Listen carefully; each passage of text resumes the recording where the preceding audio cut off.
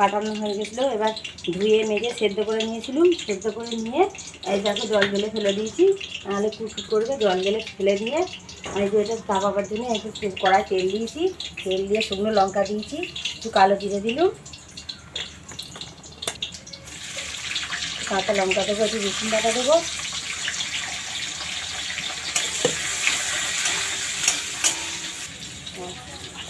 আমি দুরকমভাবে করবো। একটা হয় ডাঁটাগুলো আমি কষা কষা করবো, আর এই পাতাগুলো বাটা করবো। তার জন্য আমি কড়াতে দিচ্ছি, দিয়ে আমি রসুন বাটা দিচ্ছি।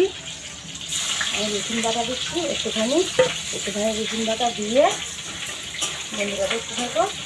এবার এই বাটাটা আমি দিয়ে দেবো, শুকনো লঙ্কা, কাঁচা লঙ্কা, কালো জিরে দিয়ে আমি এবার এই বাটাটা আমি মিক্সারে বেটে রেখেছি, পাতাটা আমি এবার এটা দিয়ে দেবো।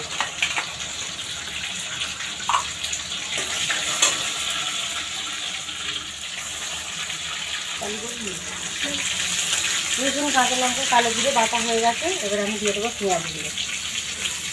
আমি বড়ো সাইজের দুটো পেঁয়াজ কেটে নিয়েছি, আমি পেঁয়াজটা একটু সব দিয়ে দেবো। আমি একটু হলুদ গুঁড়ো দিয়ে দেবো কালারের জন্য।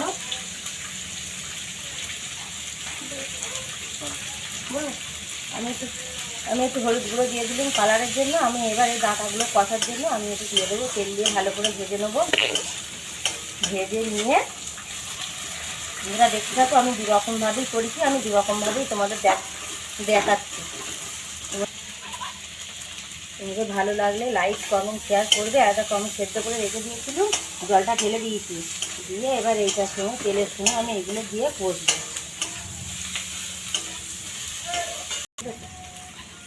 এটা নেড়ে নেড়ে শুকনো শুকনো করে ফেলেছি।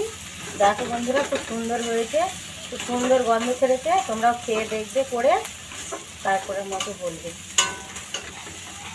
খারকুল পাতা বাটা, আর এটা একটু দেরি হবে করতে। এটা হয়ে গেছে, এটা একটু দেরি হবে। পেঁয়াজগুলো ভাজা ভাজা হলো, আমি এবার এগুলো এখানে দিয়ে দেবো।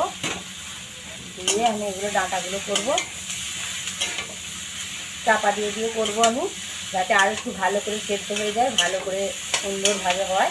আমি চাপা দিয়ে দিয়ে করবো, তোমরা দেখতে থাকো। হচ্ছে এটাও হয়ে গেছে, দেখেছো কত সুন্দর কালার হয়েছে, কত সুন্দর হয়েছে, কত সুন্দর কালারটা হয়েছে।